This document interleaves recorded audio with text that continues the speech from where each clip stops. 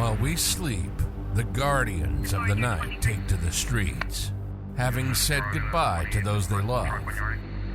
Each other knowing they may never say these words again, they face the evil that we run from. They dedicate their lives to those that would hate them because they wear the badge. They wear the badge not for the glory or recognition, but for the passion to help others. This is the LEO First Podcast. We'll talk to the men and women in law enforcement, those that have retired, those that keep the prisons secure, and anyone who's impacted by law enforcement. We'll peel back the curtain, and you'll get the real stories, the good, the bad, and the ugly. Every law enforcement officer has a story to tell. Get ready to hear from the men and women who put their lives on the line every day for their communities and their country. Welcome to the LEO First Podcast. Now, here's your host, Michael Laidler. Hey everybody, it's Michael Laidler, your host of the LEO First Podcast, and we are excited to be back tonight. And I say night because it's about 8:15 in Central Standard Time. Now, our guest, he's in the East Coast, so it's about 9:15 to him. But we're excited because one of the things that we love to do is share our experiences, share our knowledge, and just pour into this industry because we want to see you grow and we want to bring out the messages to show that anything that you put your mind to is possible, and things that you might be going through, it's possible to overcome as well. This individual is a longtime law enforcement officer, and kind of like me, he's still involved in active law enforcement duty, as well as having a business that's also bringing in resiliency, leadership, and wellness to law enforcement. Without further ado, we'll go ahead and introduce Tom Rizzo. Tom, tell us a little bit about you specifically, and when I say specifically, I want to know about your book out the gate. I know sometimes people leave their products or their service to the end, but your title is so catchy that I want to jump into what inspired you to write this book, and tell us what the title is too. So I'm in my 23rd year, and I couldn't wait any longer. It was like a bucket list dream for me to write a book and to memorialize my feelings, my thoughts. If what I could say to the me then in the current version of the me now. So the reason why I titled it Copikaze is that I really have felt that over the years I've watched law enforcement as an industry become just that, almost as if willing participants are signing up knowing that it's a kamikaze mission in terms of how we prepare, how we develop ourselves, compared to the challenges that we're going to face. And I don't mean that just to survive a career, but I mean that to survive as a whole version of ourselves and to come out, not like a zombie apocalypse or not a fraction or a shell of the individual that we were when we first started. So it was a bucket list dream of mine to do. I finally put the metal to the meat and I got it done. And I'm still in awe of the support that I've received after publishing it, and, reached #1 on Amazon. Again, just a dream come true. So it's something I always wanted to do. And I think it's the start of a journey for me. That's for sure. I love the fact that you said that you actually wrote the book and you couldn't wait to write the book while you're still in law enforcement. I have interviewed and spoken to, kind of like you, a lot of people, law enforcement speakers, people that have companies, but a lot of times they find themselves writing their book after law enforcement. How much do you think it transformed or has transformed you to write it during your career? I think it's all the relevant in terms of almost a catharsis, selfishly speaking, a catharsis for myself to put onto paper and part of my own journey to help myself heal in hopes that I could help others. So I wrote it from a trilogy perspective of, that of course, to help law enforcement as an atlas and a trajectory map. More importantly, to help families. You know this from you better than anybody. Sometimes expertise comes from the outside, not because we know more or are more insightful. It's just from that outside voice. So it could be the same message or the same analogy and the same metaphors that other people would use in an intimate circle. But when it comes from the outside, for whatever reason, it offers us that opportunity for some self, some some retrospective to ourselves and some self-reflection. So I think it's very relevant to say, hey, I'm still in this game, so I also have a vested interest in why I want to make it better, why I don't want to see it as inevitable destruction. I have skin in the game, and that's why I think that comes across as genuine. I think that comes across as that I have sweat equity.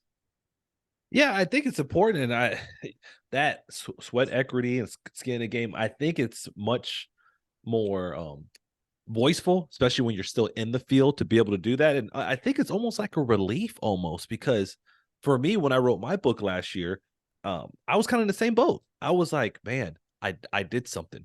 I did something for my peers, and the fact that I still get to see them, they're like, they come into my office or they call me and say, "Hey, Mike, I saw you wrote this book, man. Can I get a copy of it?" And it's kind of cool because it's you, like you say, you're releasing your some of the things you've gone through, and you're also sharing things that you've been able to achieve and you want others to achieve, but actively. And I think that's a big difference. Like what do you, how is your peers specifically in your agency kind of taking this whole, you're an author, you're a speaker, like how have they taken this from you?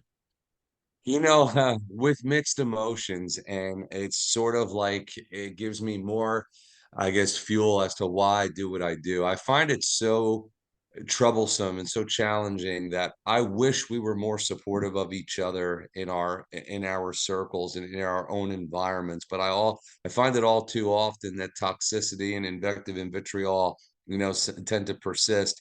And it has nothing to do with, I don't think it has anything to do with just a simple metric of jealousy. I just think that it's so often in law enforcement, what it's become because of so much outside noise is that inside, we tend to look at others who sees opportunities that we may have had as well, but we didn't take those opportunities. And then instead of dealing with that personally, we tend to outward, deal with that. So I was very fortunate. I've enjoyed success, globally, and I guess that's somewhat dulled the senses of some of the criticism that you have, locally.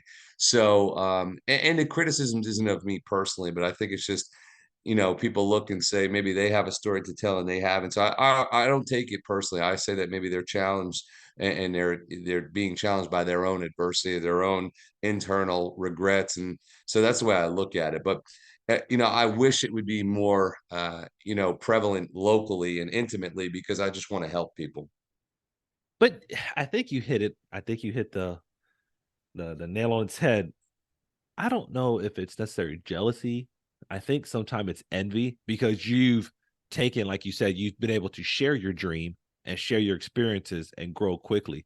And I think Yeah, that's sometimes hard. And I mean, that's what, but I want the viewers to understand that it's not just a law enforcement thing. If you go to other industries, there's envy everywhere. There's people that see you doing very well, and they're like, "Oh, how does he do that? That's not him." right. And what people don't know, and I know you can attest to this, 23 years of law enforcement, is who you were as that rookie is different from who you are today. And I think sometimes people have a hard time seeing past that because they're like, well, he did this when he was a rookie. Well, yeah, I didn't know any better. I Yeah. mean, yeah, I mean, can I mature? No, no. I've heard people say, no, he can't get any. I was like, so now you just have this closed mindset or fixed mindset that he can't be any better. And now they see it and they're like, nope, we're not going to support it. And it's unfortunate because you're still responding to calls, you're still dealing with public. It's just that you've added another layer that you wanted to bring out for the benefit of the industry. Well, and I think that this has helped me and hurt me in certain circles, but I embrace my hypocrisy. I say all the time, the way I define hypocrisy personally is that, maybe I went through it and experienced it just so I could help somebody else. I have no problem with doing, saying, engaging in something that somebody somewhere could point a finger and say, "Hey, that's hypocritical. You didn't do that before. You didn't say that before. You didn't believe that before." Again, if it's going to help somebody else, I embrace it. And I said that that's my motivation for doing it. Yeah, and just because, and but that I'm with you though. I'm like, hey, you're right. I didn't do that before, or I made that bad decision before because I didn't know better. Yep. Now that I let's say I've written Kamikaze myself or Copikaze, now if I do it, then that's calling me a hypocrite because Right. I said I've grown and I'm still doing the same thing. Versus Yep. if I did this, even if I did it 2 years ago, I wrote this book and Yep. now I've grown. Now it's a whole other story. Yep. No doubt.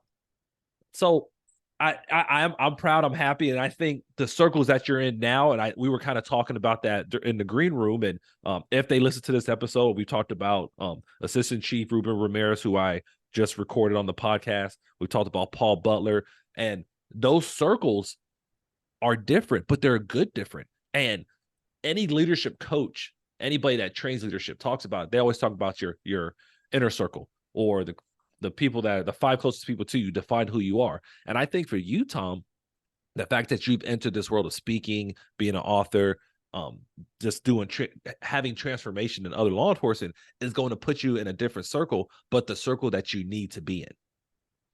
I tell you, I say this, and it's another line that I've made it a point. I'm really fortunate. You know, I've been to over 40 states teaching my class, and I say this everywhere I go, and to try to show again through my own trials and tribulations how important this is for people to analyze their circles in terms of, you know, I say if you're not inspired by the people in your circle, then you don't have a circle, you have a cage. And I certainly can identify the cage that I was living in, and not because I felt myself to be any bit of presumptuous or elite to the people that were around me. But again, you know, Ruben says it great when we talked as well.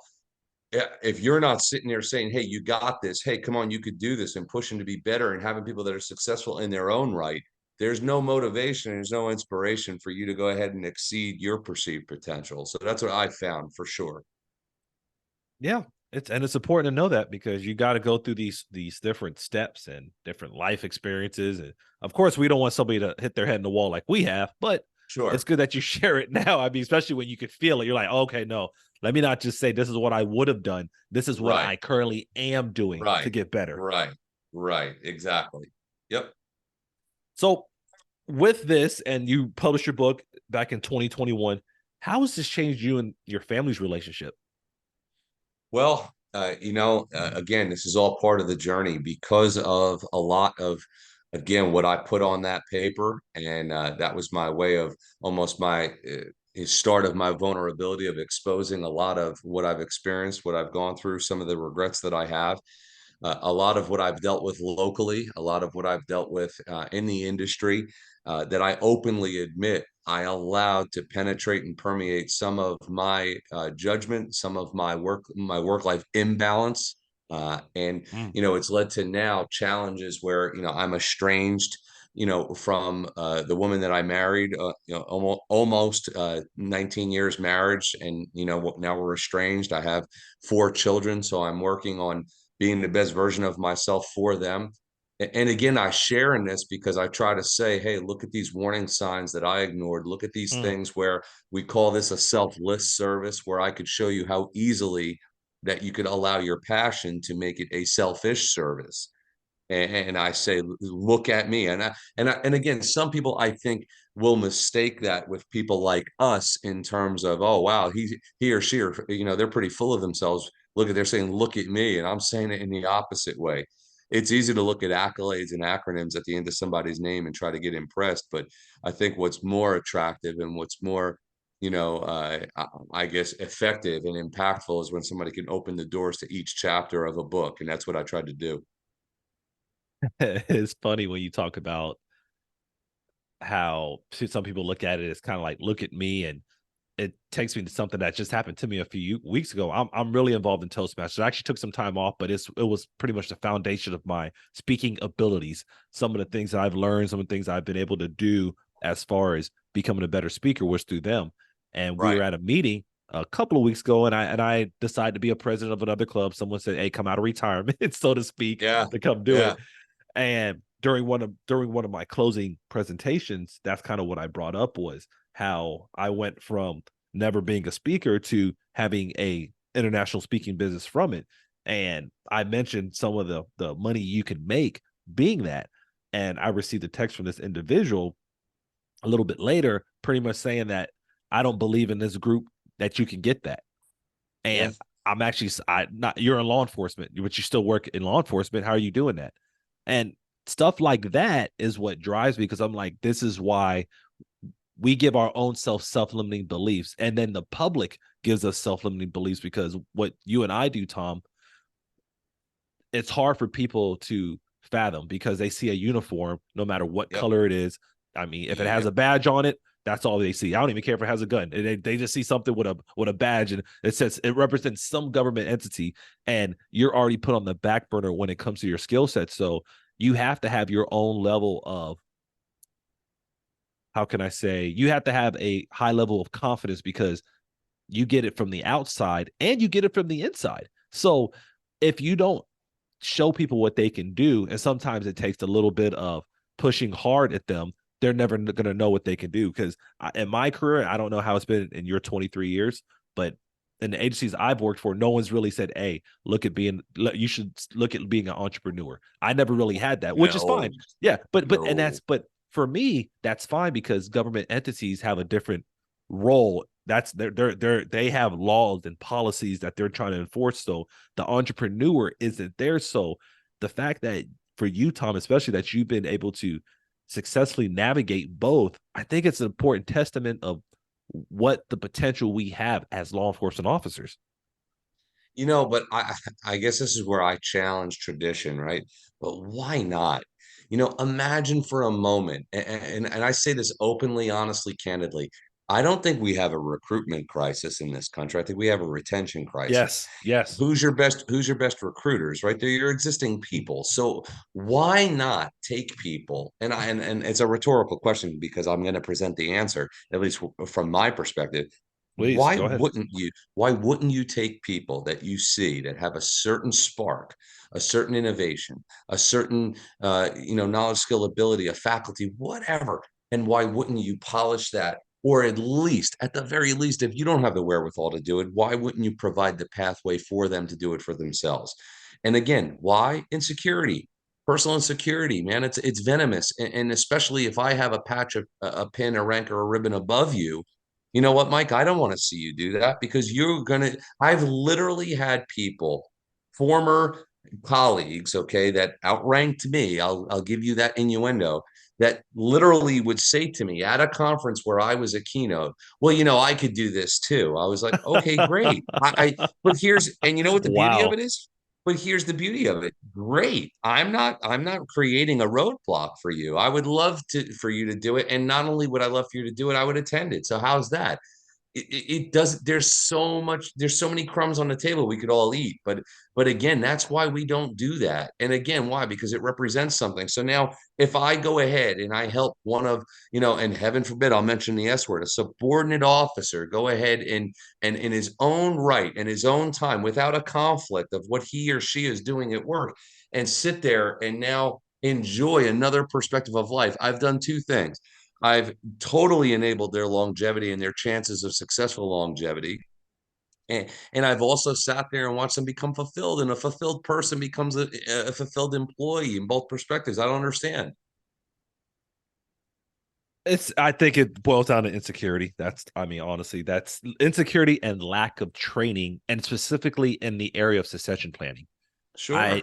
I mean it's Sure. I mean we have not. I mean let me clear. I like to clarify certain things because I never wanted to just make the LEO's industry look bad.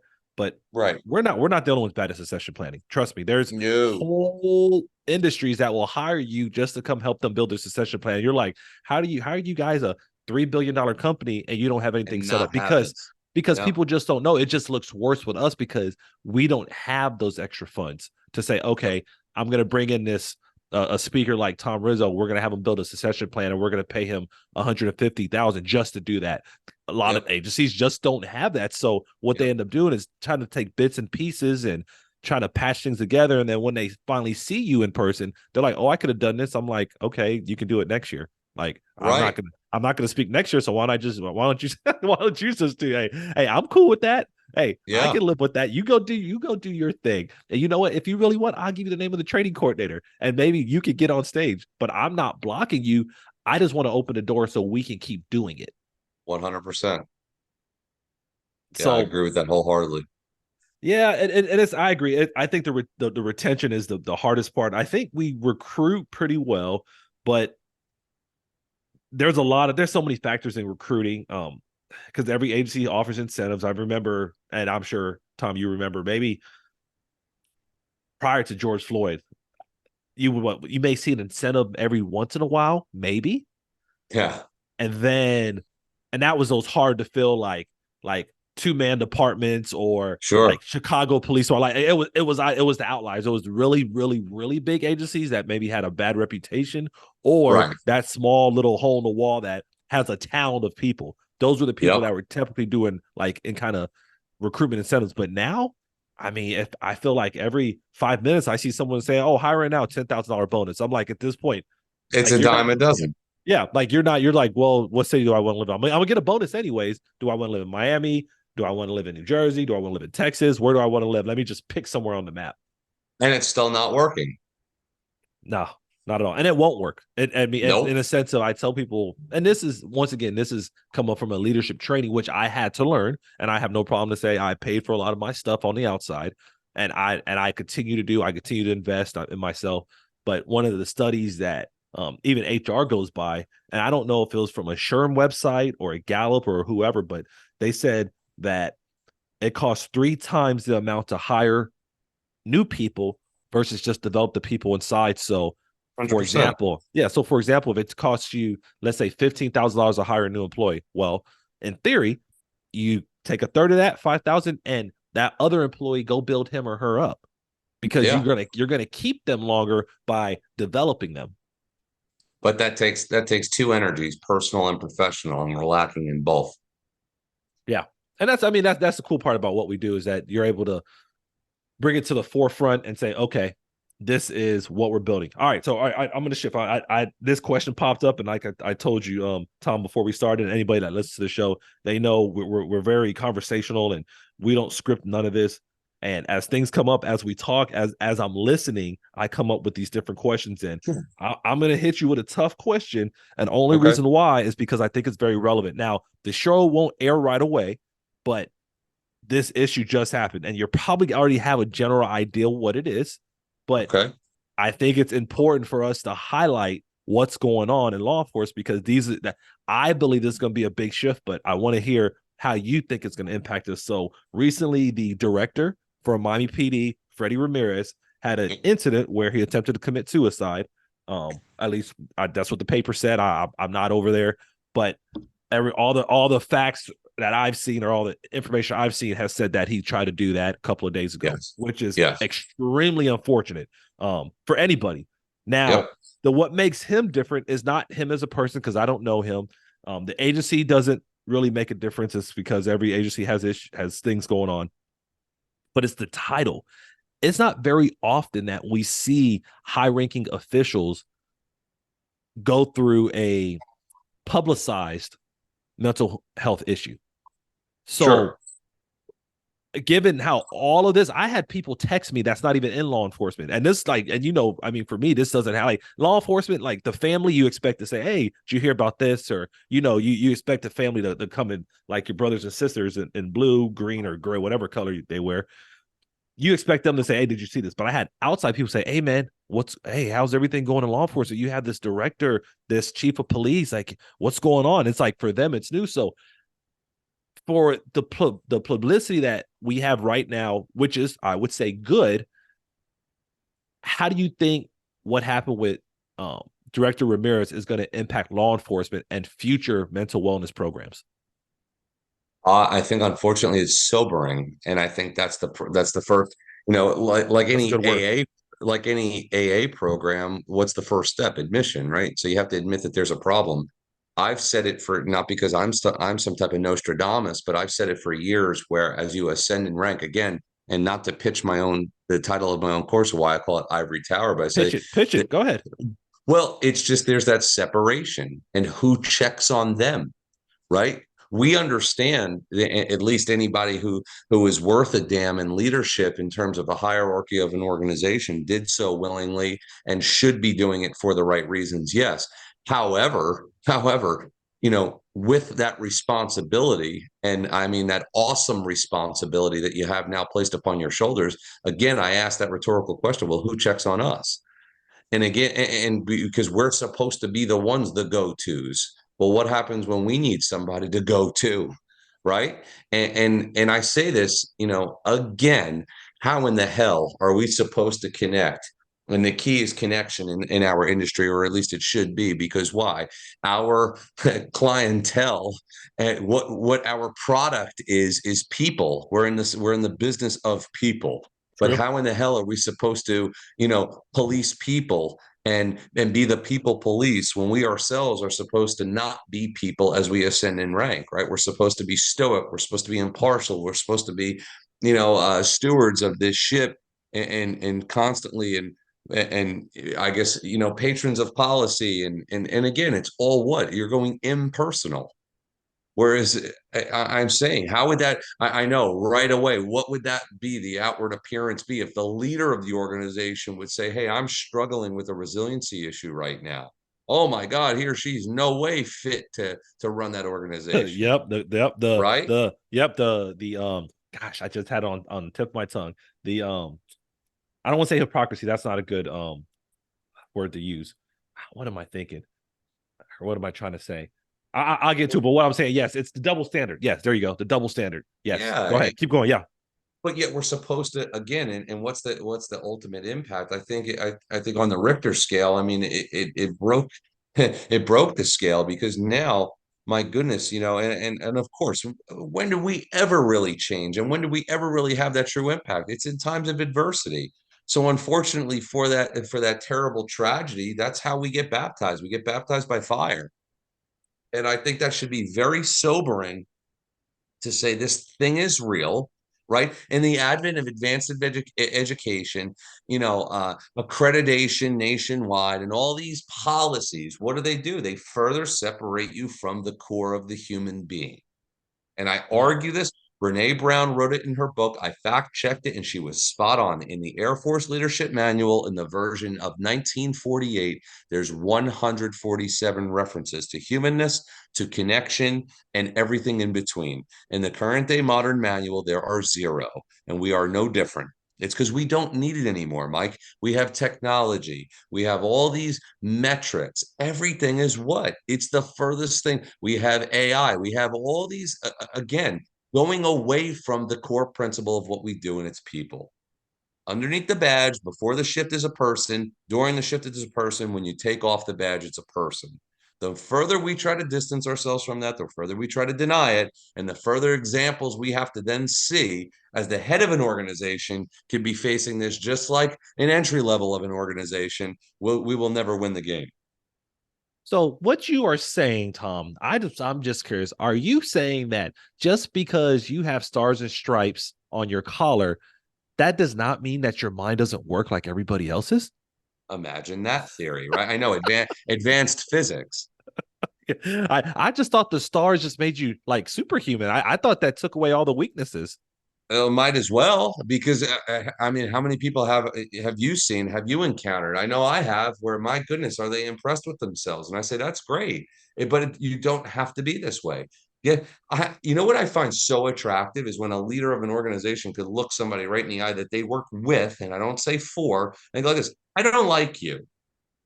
So you have to say, look the person right in the face. I really don't. And you know what's cool? I know you don't like me.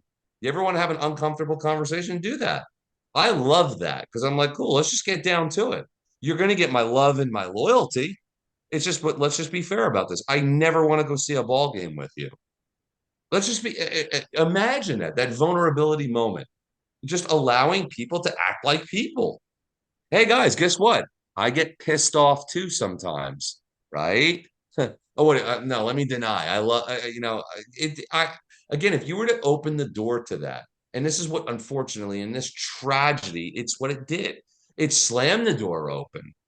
It slammed the door. Can you imagine now how the eyes on that organization to say, my goodness, if the head of the organization was feeling this way, what's the working class feeling like? Uh-huh. Uh-huh.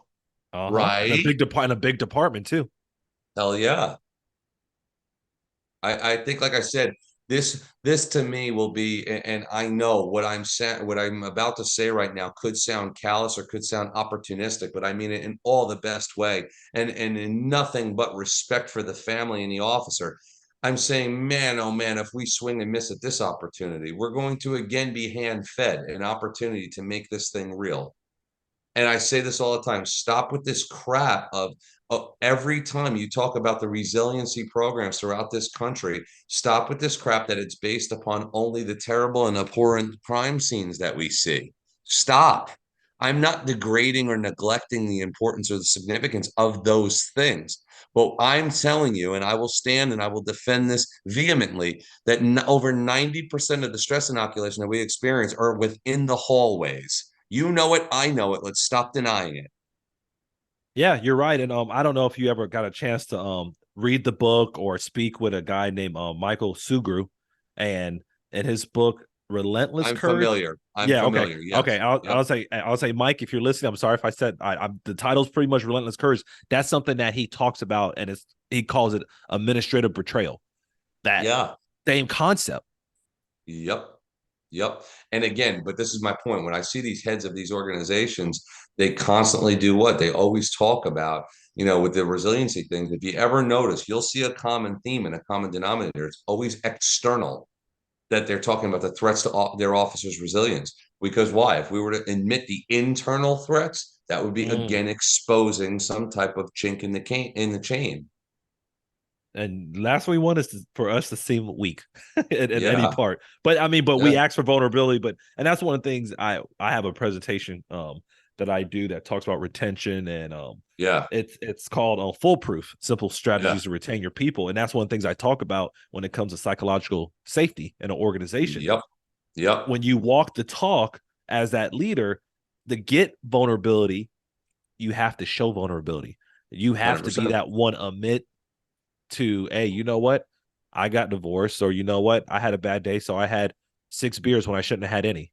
I messed up yesterday. I did this or do that. But that's sometimes and there are some great CEOs, chiefs of police, and sheriffs out there that have done it, but I still think we still have a gap that we're still missing on, which is part of the process, which is really productive in the long run as far as like getting that awareness. And unfortunately, like you said, kind of try not to be callous, but what happened to Director Ramirez will be some of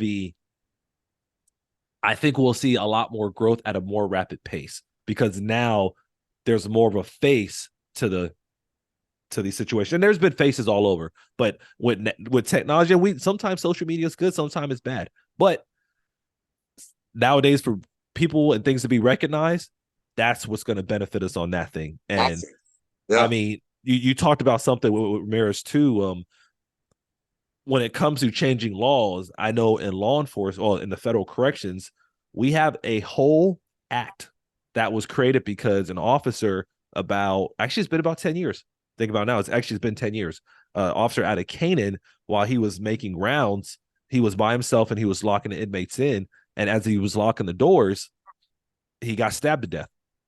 No one, now before that, the vests weren't required. OC was not required. And there was only one officer that was closing up. Now there's rules against that. But it took somebody to lose their life or something major incident for that to happen. And this was one of those things that has never happened before in the federal prisons. I know we're as an organization, they're going on about 100 years. So before that, once again, OC wasn't required. Vests weren't required. Things that, Tom, you've been having on yourself for the last 20 plus years. Having additional staff there when you're dealing with 100 plus inmates, it was all on you. But it was unfortunate. However, we've seen the safety go up because it's so. When I think about what happened with Director Ramirez a few days ago, I kind of place that same kind of emphasis. Like, okay, now we see that it's real. Sure. Like, and not saying that once again, doesn't mean that he's any particular person that was on the spotlight, but someone in that position can still suffer. And that's what I think is going to really allow us, because unfortunately, it's usually higher ranking officials just get more looks versus someone that might be an entry level officer or deputy, or it's just, it's reality, guys. I mean, and I hate that that's part of humanizing the badge is like, hey, sometimes it takes someone in a higher position to highlight an issue. Of course. And that's in any industry. And I think it's about time we embrace the same. Yeah. So there's a phrase that I that I thought about maybe about 5-6 minutes ago while we were talking. And one of the phrases that I've heard And as we talk about showing people that rank doesn't really change, like it doesn't change your mindset as far as what you can handle mentally. But Yeah. I've heard several people say when someone was going through something stressful, that's what he signed up for. When you hear, and I know, Tom, I know you've had heard that before, him or her, whatever. Um, but when you hear stuff like that, or even hear me say it like that right now, like how do you approach that as a law enforcement transformational leader? Like if someone says, hey, that's a manager, that's what he signed up for. He signed up for that level of stress. He should be able to deal with it. Like, how do you approach that? Well, it boils my blood, but at the same time, I'm not surprised because I say, why wouldn't they say that? We have such a bad image in terms of what we ourselves create that we fail, like I said again before, to advertise the vulnerability of the core component that we're human beings. And that is on the leadership element in terms of you will never, ever see. Look at, again, throughout the country, look at how the metric and look at the gauge of just press releases, right? Do you ever see at these press releases or these press conferences, do you ever see a human component? If you do, and you see remorse, if you see empathy, where is it? The empathy and the remorse is normally overwhelmingly targeted toward, victims, rightfully so, sometimes offenders, right? And again, how are the officers? It's just, oh, Officer Jim Jones did this. It's like, there's a family behind that. There's, oh my God, can you imagine this officer came to work today praying for a normal shift and had to take the life of somebody? So again, what I'm saying is, why wouldn't they expect that? That's what we signed up for because that's the way we advertise what it is that we do. Yeah, you're right. You're right. You once again you hit the nail on the head, and I wholeheartedly agree with all of that. It's a lot of times we create this image, and once you create it, people truly believe it, and it's hard for some people. 100%.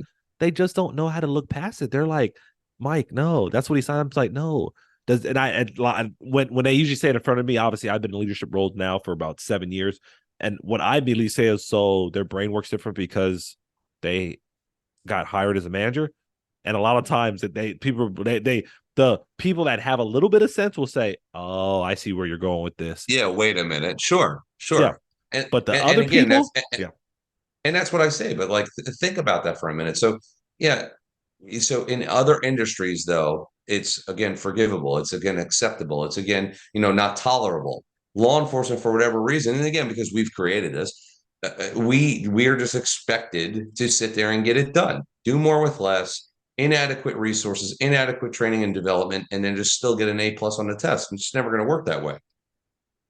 I agree. I was asked during a leadership program recently. I was specifically asked, I was like, hey, someone first said, hey, these supervisors, first line supervisors, they need more training. And this was coming Yeah. from non-supervisory staff that we're trying to build up and turn them into better leaders. So we're trying to give them training ahead of time so they can be more ready for the leadership side of it. But one of their complaints were, they was like, well, this particular group of supervisors, and not people just as they were going more by title, they was like, Yeah. what kind of training do they get? Because all of them are bad leaders.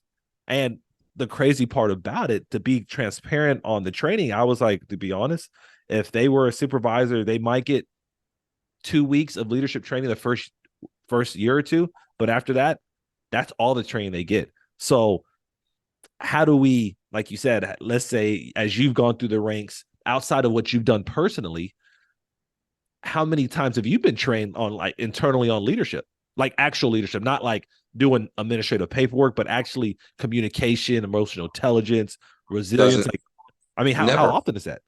never. And that's my point.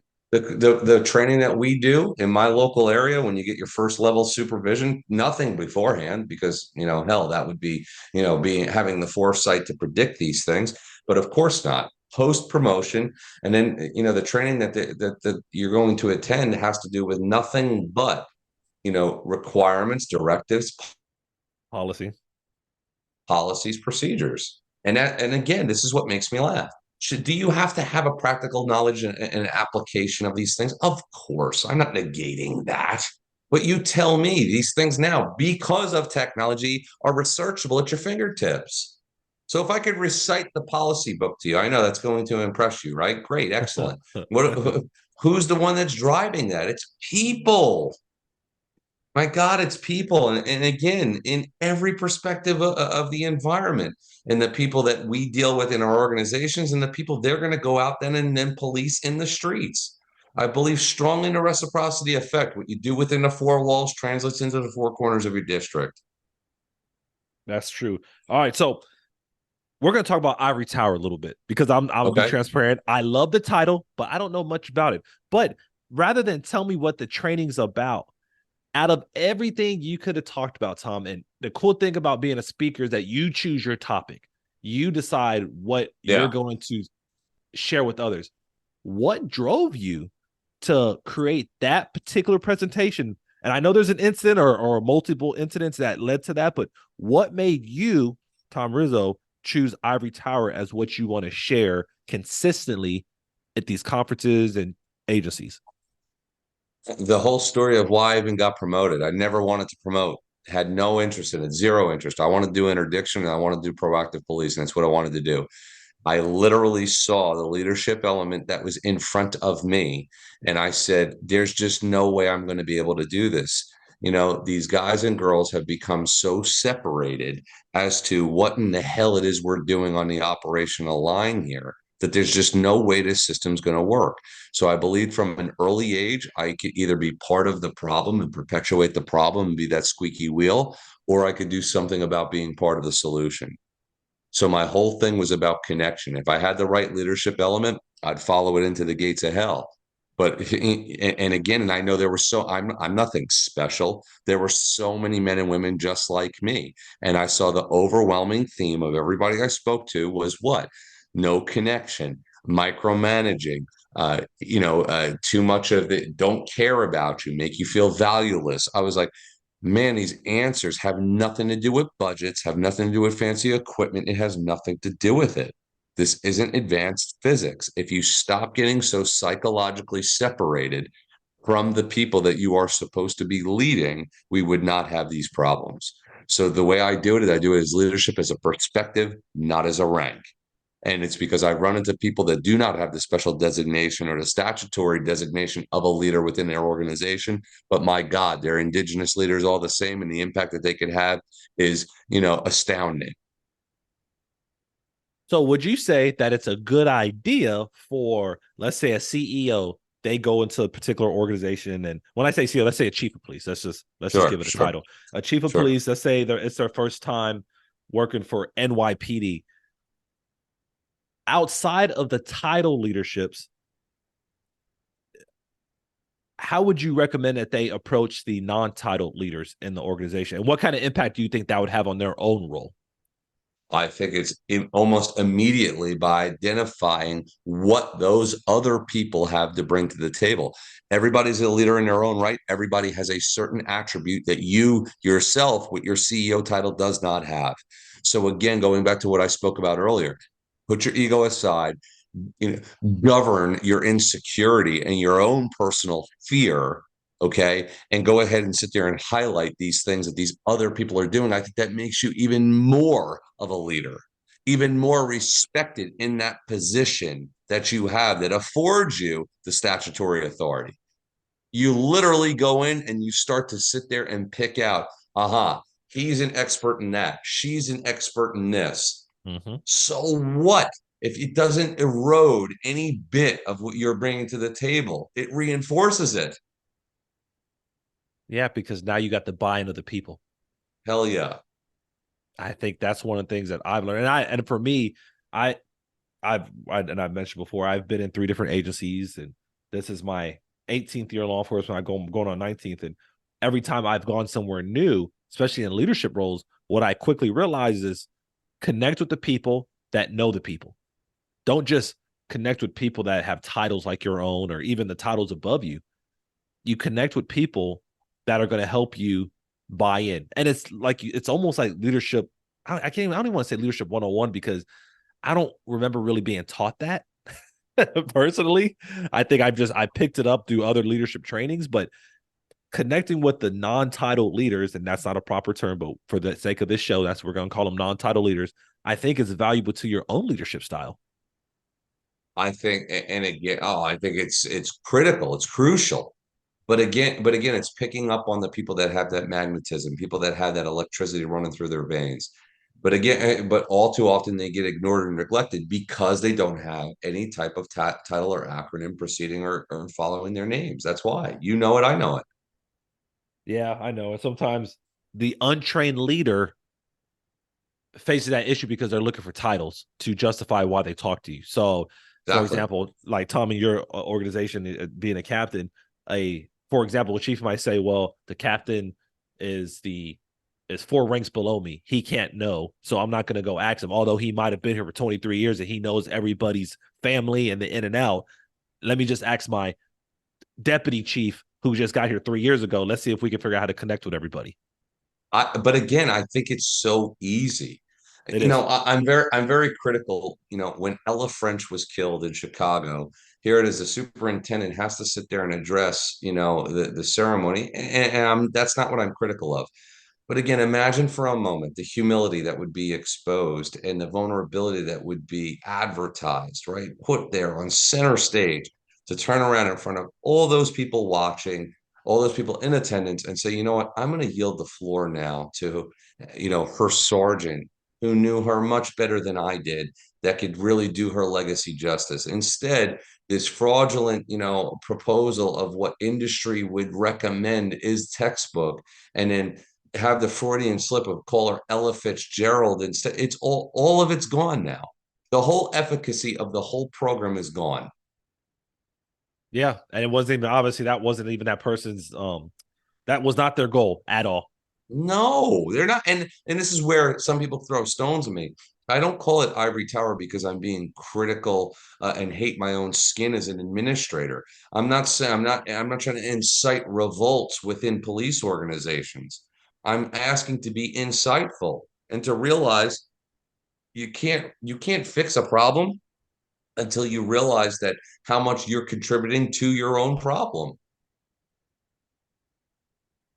So with that, how do you assess that from your side of it as far as like your presentations and your and some of the stuff you've done? Like how do you assess if they're part of the problem or they're part of the solution?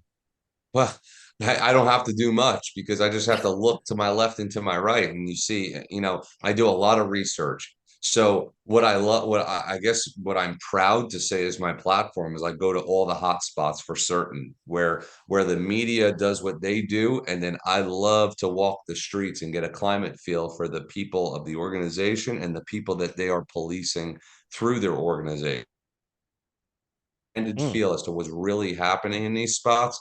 And again, not to sound presumptuous, but I stick with a product that works in terms of people first, servant leadership, but what the true definition of that is, and identifying and understanding what you have.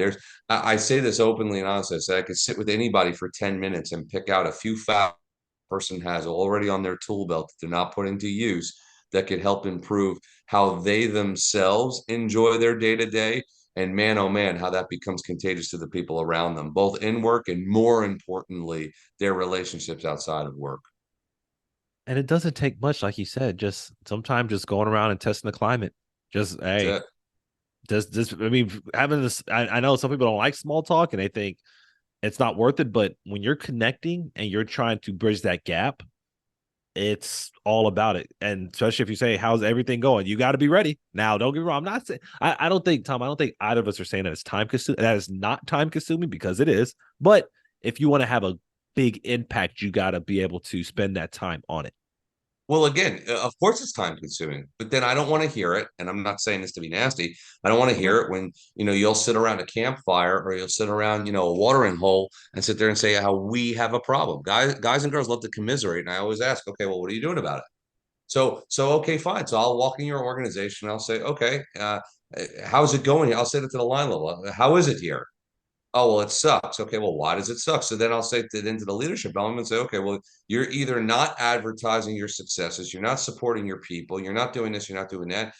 Are you ready to hear that? Stop blaming it on external factors. Stop saying you don't have this, you don't have that, you don't have this, you don't have. Okay, well, what are we doing about to get it? Have you looked? Have you colored outside the lines a little bit? I don't mean that to break a law. I don't mean that to violate a policy. Think outside the box. Go non-traditional. If your budget doesn't support it, cool. Rely upon the resources that you do have. Let me show you how.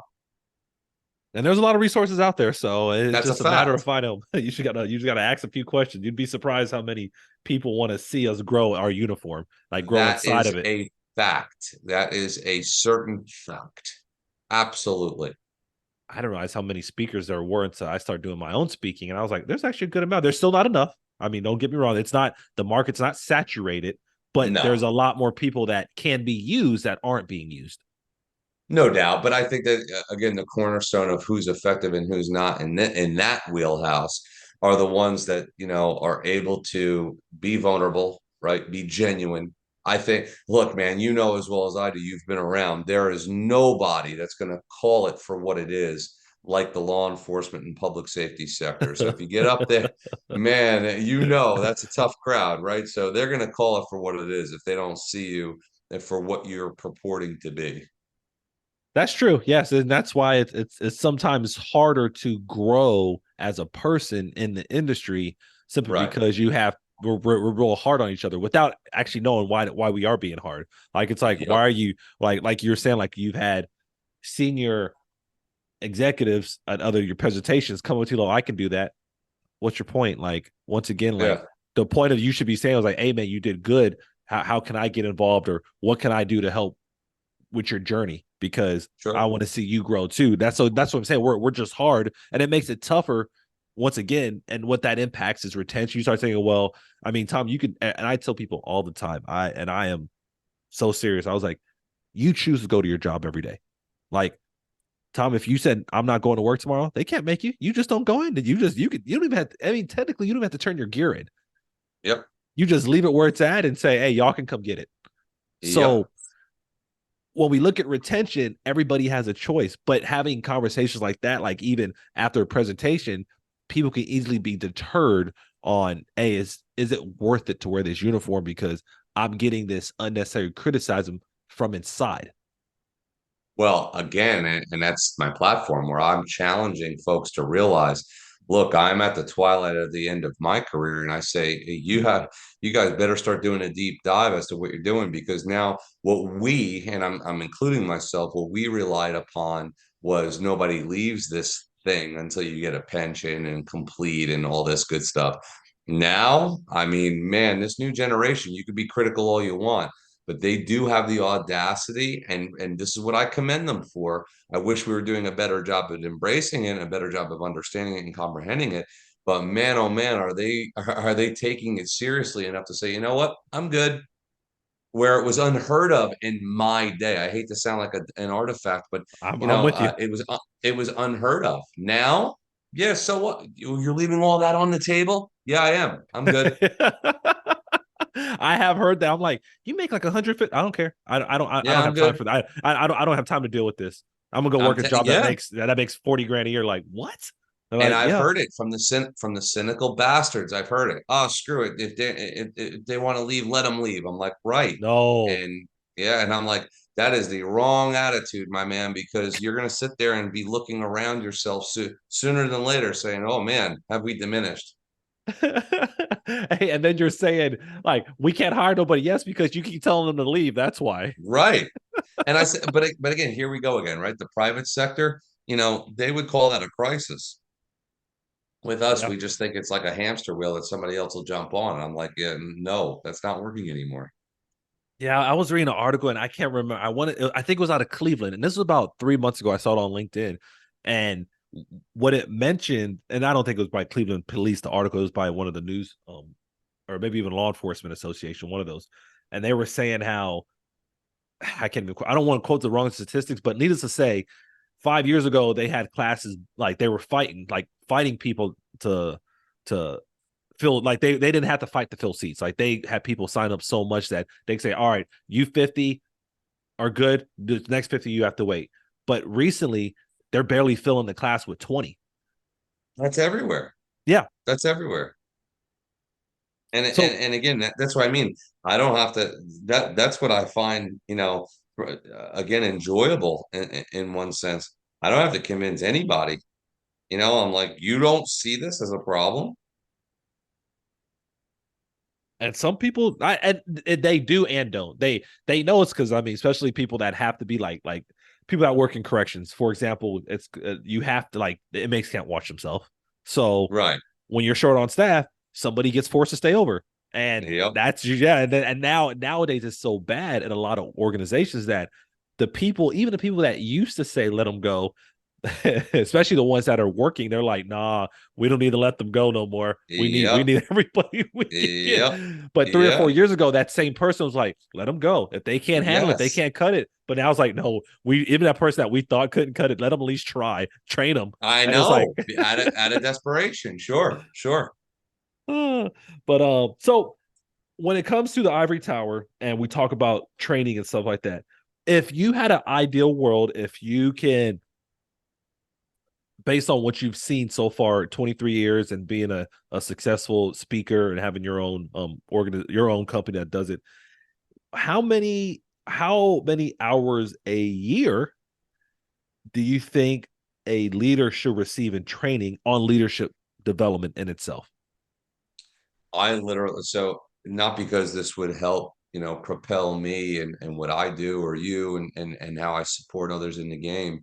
I think legit it should be monthly, and I think it should incorporate not just command staff and not just supervisory officers. I think we have the technology now. Literally, you could do this on an app if you needed to, and I think that again, some work life stuff, some transformational leader behaviors, some practices, some mantras, for whether it's mala beads, yoga, meditation. I mean, I just think that all these things are so readily available, so easily accessible. We always have time.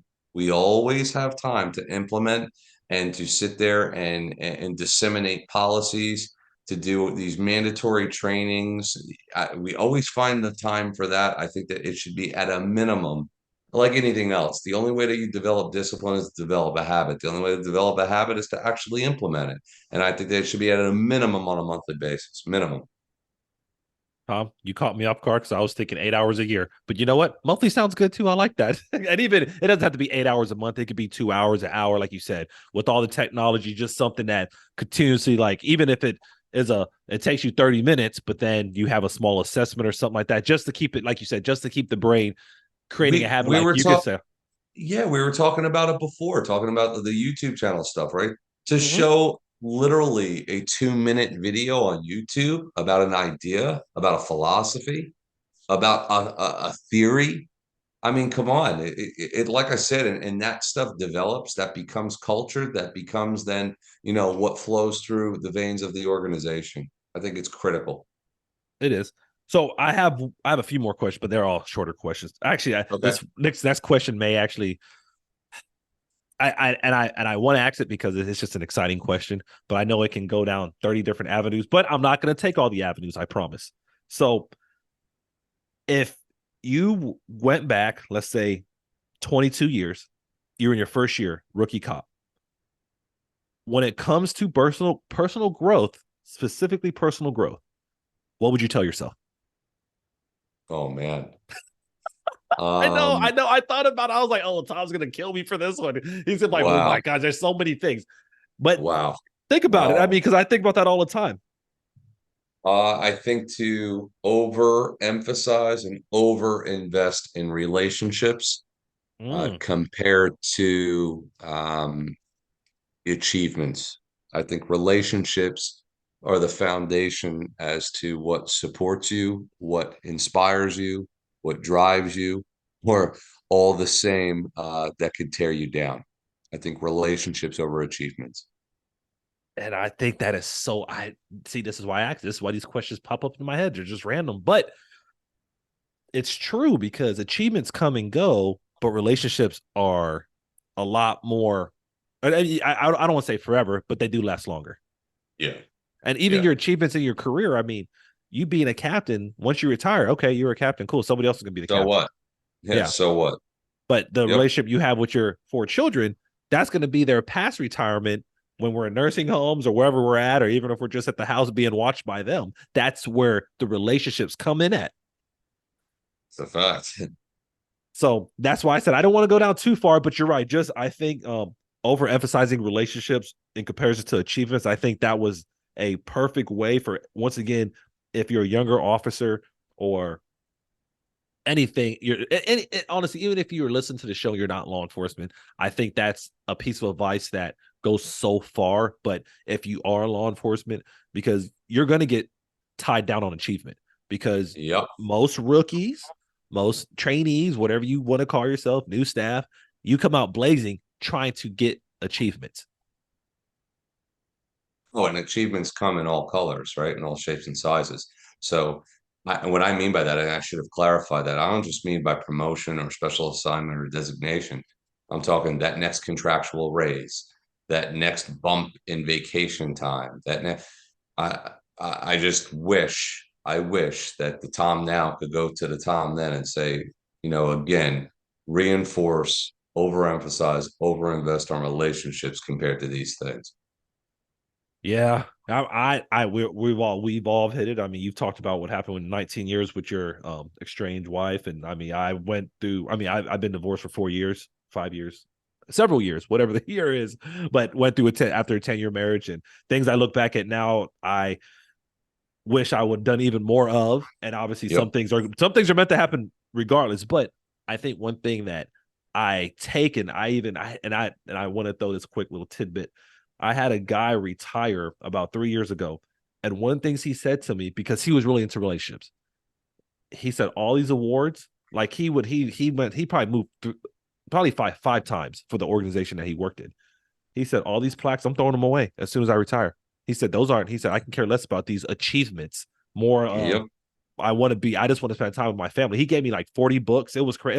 It was cool because that was one of the first people that I have seen that truly emphasize relationships. Like he was like, I don't care. He said all these plaques, I'm literally throwing them in the trash, and he really did. I saw him put it in the trash bag. He was like, these aren't what define me. He said what's going to define me is what my wife knows about me, my kids, and my grandkids. That's a And fact. I was like, you're right. So when you saw him, as Yeah. soon as you said, I picture him right away. Like I'm like, that's Doing the that. same Yeah. thing. Yeah. And I mean, he Yeah. knew that, and that's just who he. I knew him for about 5 or 6 years, in his career, and that was how he was. He was like, I'm a hard, and he was a heck of a worker. But he was like, Yeah. at the end of the day, when I leave here, it's going to be my relationship that I'm going back to and continuing to True. build. I don't these It's achievements. I'm true. just he said he wouldn't even put it. He said I'm not even putting these on my. He didn't even put them on his wall in his office. He had them like on a bookshelf. So I mean, he Yeah. displayed them, but he was like, these are for inspiring the staff. But he was like, it doesn't really motivate me as much because I'm more invested in relationships. Yeah. No doubt. And that's the way to be. Yeah, he definitely did his thing. So all right, if someone's listening right now, and hopefully they are, hopefully they're reviewing it and like, man, I got to listen to this episode 10 times over. How could someone find you if they were trying to bring you in to speak about the Ivory Tower, if they want to talk about Copikaze, anything that you are related to them? Like, how would they find you? Easiest way is through my website. It's www.thomasrizzo.com. I'm also, I'm on Facebook, I'm on Instagram, I'm on LinkedIn. I'm easy to find. I have that all public because that's the way I operate in terms of, I firmly believe in that connection on what the universe is out there and the stars align. Here I am talking to you. And again, it's because I strongly do believe in put out that good energy and the good energy comes back to you. So I'm pretty easy to find. That would be the best bet. Okay, yeah. So Facebook, your website, Instagram, LinkedIn. Actually, this is mine, and I only one other platform that I add to myself is YouTube. But Yeah. you're right. Those are definitely, I think, especially for what we do, are the strongest platforms. There's some other ones out there I can't figure them out, so I just leave them alone. Yeah. Yeah. I try. Yeah. And I'm kind of tech savvy, so but I mean, I'm not. I'm like, I just can't do no more. I'm tired. I'm tired. I can't. I'm I good. can't mess I'm with nobody. good. Yeah. Yeah, I'm Yeah. burned out. And for the viewers and stuff, Tom's information will be in the show notes, so I'll make sure you guys can find his website and links to all his social media. Tom, any final words, or actually, what final words do you have if you would have to just close out everything we've talked about tonight and you want to inspire anybody that's wearing that uniform? I just pray that people understand and internalize the fact that, we are perfectly imperfect because we're human beings. Don't let ever the position precede who you are as a person. And I often say, there's no way that you'll ever be able to see and get the best out of other people, aka leadership, before you're operating as the best version of yourself. So I know that sounds selfish. I know that sounds self-centered, but again, you're only going to be operating at a fraction of your potential when you don't build, the house from the foundation up. And you yourself, you have your own foundation to build upon. And I say this openly, and I pray that people also understand that you're never going to work for an agency. You work with an agency, with a department, with men and women. What you do is you work for yourself, and what that is that's for the values and what you've established as your why. And the reason why that's so important, and I wish I had also learned that sooner, was that those are the non-negotiable things that are also adaptable and malleable to whatever the situation at hand becomes, in terms of who's now your leader, who's now, in the political favor or the political power that's going to then emphasize and dictate, how it is that you operate.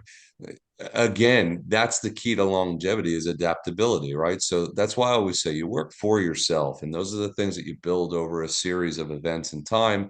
And that you act like a pirate, right? You build yourself your treasure chest, but you also throw overboard the things that haven't worked and haven't helped your ship.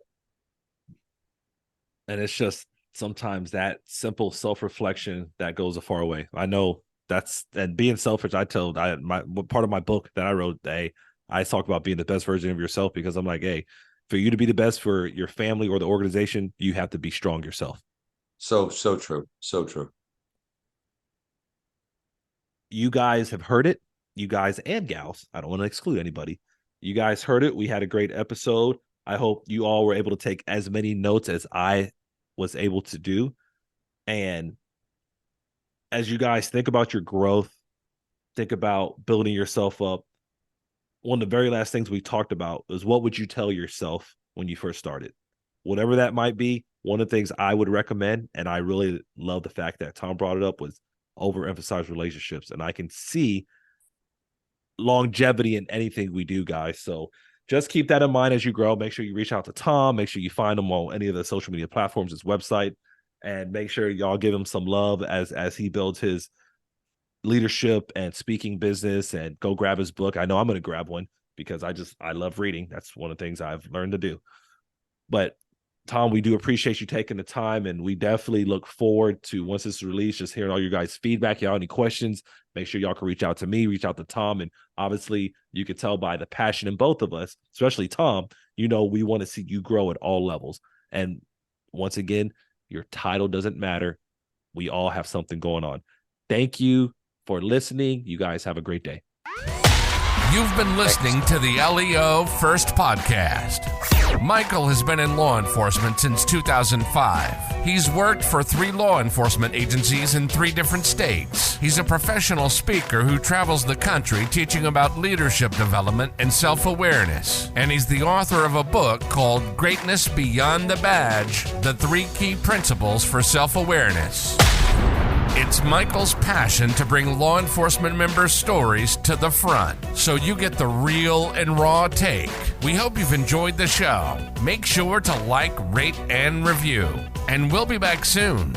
But in the meantime, hook up with Michael on YouTube, Instagram, and LinkedIn at Michael Laidler, on Twitter at Michael A. Laidler, on Facebook at Michael Laidler Leadership. Send an email to michael@michaelalaidler.com and hit the website at michaelalaidler.com. See you next time on the LEO First Podcast.